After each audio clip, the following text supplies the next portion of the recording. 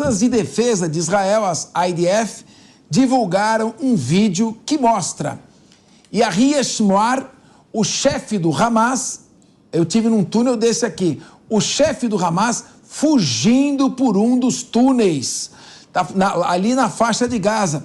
Tel Aviv já declarou que um dos objetivos da ofensiva israelense em Gaza é localizar Sinwar. Segundo Israel, o vídeo é do dia 10 de outubro, 3 dias após os ataques do Hamas que culminaram no início do conflito, quando terroristas invadiram o território israelense. Sinwar é considerado um dos arquitetos dos ataques do Hamas. Ele ficou mais de 20 anos detido em prisões israelenses, onde afirmou ter aprendido hebraico e estudado política israelense. Olha, eu fiz um vídeo, gente, dentro de um desses túneis, só que era uma réplica do túnel feito na Praça dos Sequestrados, em Tel Aviv. É um túnel, eu tenho 1,84 m, um pouco mais baixo do que eu, mas muito confortável para você poder circular. Tem várias inserções e cruzamentos, muito interessante. Se você quiser, você entrando no site Consultor Jurídico, que é o Conjur, eu estou escrevendo um artigo sobre o conflito Israel e Hamas, onde eu faço um histórico sobre dados de toda a situação e aquilo que eu pude ver diretamente dentro das instalações militares de Israel, os vídeos aos quais eu tive acesso e, inclusive, as informações colhidas lá no terreno, em loco. Então, no Consultor Jurídico tem, e eu fiz várias imagens com o meu celular, eu fui filmando tudo que eu via, inclusive kibbutz queimados, marcas de mísseis, foguetes, tiros nas paredes, fui no local da rave. Então, realmente, muita coisa aí importante para a gente poder formar a nossa convicção. Cristiano Vilela, você está achando que essa guerra aí tá complicado, porque eliminar o Hamas é impossível. Por quê? Mataram até agora 8 mil terroristas do Hamas. É verdade. Agora, dos 8 mil, dos 2 milhões e 300 mil, quantos jovens agora já resolveram se voluntariar para entrar no Hamas? Provavelmente o Hamas deve ter mais membros agora do que tinha antes da reação de Israel. Não estou dizendo nem que julgando, que é um pouco difícil. Mas para você acabar com um grupo terrorista que está debaixo da terra, bombardeando a população civil que está em cima da terra, não me parece a estratégia mais adequada. Mas também está difícil para Israel buscar um caminho. Realmente foi surpreendido com esse ataque. Como é que fica, no seu entender, as perspectivas para a paz, para que haja 2 estados soberanos vivendo lado a lado? Olha, Capês, eu vejo com muita dificuldade. Você colocou bem, existe uma total falta de perspectiva de se acabar de vez com o Hamas e, de fato, como você colocou, o Hamas, ele é muito diferente de conflitos que tradicionalmente se tinha e que marcaram, por exemplo, o século XX, que são conflitos entre estados. O Hamas, ele mais do que isso, ele vende uma ideia, ele defende uma ideia. E com isso, o contingente de pessoas, de soldados, de apoiadores, ele acaba não tendo fim, ele acaba se replicando para além das fronteiras da faixa de Gaza, mas por toda a região do Oriente Médio. E com isso, é absolutamente impossível Israel conseguir aniquilar de vez esse segmento. Por outro lado, nós temos que colocar que ainda existem mais de 100 pessoas israelenses nas mãos do Hamas. Então, existe uma pressão política. Você esteve agora em Israel, você pode dizer até com mais propriedade sobre isso, Capês. A pressão política, a pressão social que hoje em dia existe em relação ao Benjamin Netanyahu no governo de Israel, por conta da liberação desses reféns. E existe uma questão política, realmente, por parte de Israel, no sentido de querer, de desejar a retomada de uma normalidade. Eu vejo que todo esse cenário... e trazendo ainda um outro ponto, o fato de que, internacionalmente, você passa a ter resistência de alguns países na própria liberação de recursos e na própria participação desse conflito. Então, quando você tem todos esses elementos colocados, você vê que talvez Israel hoje esteja numa situação onde dificilmente conseguirá ter o sucesso esperado inicialmente. Eu vejo que talvez para que se possa ter um fim do conflito chegando num horizonte mais próximo, vai ser necessário um rebalanceamento de expectativas para que Israel possa, de alguma forma, planejar esse fim, conseguindo algumas garantias de proteção do seu território e conseguir, especialmente, que os seus reféns, os seus cidadãos que se encontram em poder do Hamas, sejam definitivamente libertados. Diogo Dalloso, eu queria ouvir o seguinte, se eu tivesse do lado de Israel, eu sou o primeiro-ministro de Israel, em termos de segurança, o que é o ideal? Estou falando estrategicamente, fazer com que a população de Gaza se transfira para o Sinai, fique lá com o Egito, eu ocupo Gaza novamente e crio mais uma zona de segurança por ali. Então, a ocupação total de Gaza. O mundo não vai deixar isso acontecer. Então, essa estratégia mas era uma estratégia. Segunda, eu vou fazer uma destruição de prédios, de infraestrutura, num determinado local, vou me apropriar de uma parte mais contígua à minha fronteira e, com isso, criar uma zona de exclusão que também pode me proteger. Esta é a segunda opção. Também haverá muita pressão com relação a isso, como já está ocorrendo, né? Nesse artigo eu falo das consequências da guerra ao antissemitismo colocado em todo o mundo. Então, as opções começam a ficar meio complicadas. Para você combater um grupo terrorista que está escondido debaixo da terra, você não vai conseguir fazer com bombardeio, você tem que fazer incursão terrestre. Incursão terrestre eu tive no hospital. Eu vi o que está acontecendo com os soldados israelenses que estão lá. Israel tem um exército, uma das forças militares mais poderosas do mundo, mas um exército de tecnologia, uma aviação insuperável, ultramoderna, tanques também muito desenvolvidos, helicópteros, policiais muito treinados. Mas essa guerra de moedor de carne, que precisa ter muita gente entrando, é uma situação complicada.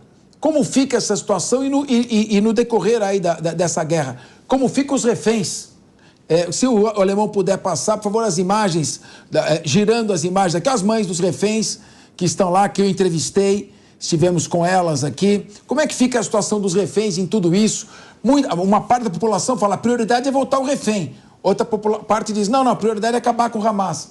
Queria ouvir você, uma pessoa experiente como você. Bom, primeiro você pressupôs, caso fosse primeiro-ministro de Israel, eu diria, você está num dos cargos mais difíceis desse século. A solução do problema é extremamente complicada, não tem dúvida. Mas o caminho, me parece, como sempre, é follow the money, siga o dinheiro. Você disse com muita propriedade que possivelmente o Hamas tem mais adeptos agora do que tinha antes da guerra. Como para mim está muito claro que para os líderes do Hamas, e a maior parte deles nem vive no local do conflito, aquilo lá para eles é business, é negócio, é puramente negócio.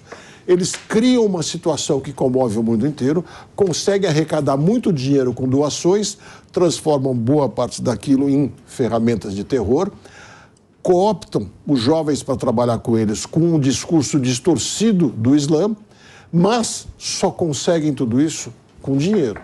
Não é só com fé, de forma alguma. A fé é um pedaço da história que eles usam para tornar mais fácil a cooptação das pessoas e para também criar sensibilização junto ao mundo. Então, o caminho é Israel fazer como fez, de apontar que dentro da ONU havia diversos funcionários que estavam envolvidos diretamente com o Hamas, e aquilo fez de imediato pessoas pararem de doar dinheiro para a ajuda do pessoal da faixa de Gaza via ONU. O caminho é Israel fazer uma investigação muito intensa, que não é fácil, sem dúvida, para tentar secar o máximo possível os cofres dos líderes do Hamas, que estão muitíssimo ricos e pensando, isso sim, só neles e nada mais. Agora, Ana Beatriz Hirsch, para cada civil que é morto, milhares de civis mortos, isso é um regozijo, é uma vitória para o Hamas. Os terroristas não estão preocupados com a população palestina. Eles usam como escudos humanos e usam também, essa é uma casa no norte de Israel atacada pelo Hezbollah, o gatinho está ali, foi um foguete que entrou e matou um casal que estava jantando. Kiryat Shimoná, a cidade na fronteira ali norte de Israel com o sul do Líbano. Então, como é que fica essa questão? Os reféns, sem negociação vai ser muito difícil. Porque no resgate em Entebbe, que teve em 1976, os reféns estavam numa instalação do aeroporto, era mais visível. Aqui estão em mais de 500 quilômetros de túneis. Como é que você vê essa situação toda, Bia? Capês, você sabe que toda vez que a gente conversa sobre essa guerra aqui no programa, a minha preocupação principal ela é com relação aos reféns. Essa guerra tomou uma proporção, como não poderia deixar de ser, mas a gente se esquece que existem civis que estão aprisionados no território da faixa de Gaza, sem a gente nem saber em quais condições, se eles estão vivos. E, ao meu ver, eu também defendo muito isso aqui, essa deveria ser a preocupação fundamental de Israel. Porque antes de tentar destruir o Hamas, e aí eu concordo plenamente com vocês que o Hamas ele é muito mais difícil de ser destruído do que o Benjamin Netanyahu parece colocar, né? Ou pelo menos a forma que ele coloca seus esforços para destruir o Hamas parece que faz com que ele acredite, diz respeito a essas pessoas que estão lá. Faz 4 meses, se não me engano, vai fazer 4 meses essa semana do início dessa guerra, ou acabou de fazer, não sei ao certo, e a gente tem... 7 de outubro que começou. Então já fez 4 meses. E a gente... Isso aí que você está vendo, Bia, é uma mesa do Shabat que estão... os familiares disseram, cada rosto é um rosto de um refém que está faltando nesta mesa. Nossa cerimônia religiosa é comemorada toda da sexta-feira do pôr do sol até o sábado do pôr do sol. Pois e assim, o que me chama muito a atenção e que me incomoda nessa guerra toda é como os reféns, que são a principal preocupação, são vidas de gente inocente, gente que estava se divertindo numa festa, que estava aí fazendo suas preces dentro das suas casas, viraram tão secundárias. Claramente, as incursões, seja por terra ou por ar, não vão trazer essas pessoas de volta. Então, é preciso dar um passo para trás, e eu também não gosto muito da ideia de dialogar com um terrorista, mas a gente está pensando na vida dessas pessoas, em tentar trazê-las de volta. Precisa conversar e chegar a um denominador comum, porque você muito bem colocou. Ninguém vai conseguir fazer uma operação mirabolante e resgatar essas pessoas lá. Está tudo muito disperso, a gente não sabe as condições. Cada dia que passa, a volta deles fica mais distante. Então, é preciso reconsiderar a estratégia. Muito bem. Meu querido Leandro Ferreira, é o seguinte, o Hamas, pessoal, lá é um grupo de libertação, é 100% com o Hamas. Desde 2005, a faixa de Gaza estava com os palestinos. Não havia o que recuperar. Agora, a faixa de Gaza corre o risco de não estar com os palestinos. Os palestinos não estão podendo atravessar a fronteira para trabalhar em Israel, para manter suas famílias. O sujeito tinha um comércio, hoje está destruído o comércio, ele volta para não ter o comércio onde ele trabalhar. Então, essa questão do Hamas, a simulação do túnel, a questão do Hamas ser defensor do povo palestino, para mim, o Hamas está fazendo o jogo do Irã, que quer desestabilizar a região. E não acontece nada no Irã. Como é que vai resolver a situação? Olha o túnel, eu estou andando nesse túnel aí com o meu celular. Tá vendo a sombra? Me arrumaram aquele suporte de celular? Dá para andar tranquilo aqui. E agora você multiplica isso por 500 quilômetros. Leandro. Capês, eu concordo com o que disse aqui a Ana Beatriz a respeito dos reféns. O Hamas tem que ser tratado como um grupo terrorista.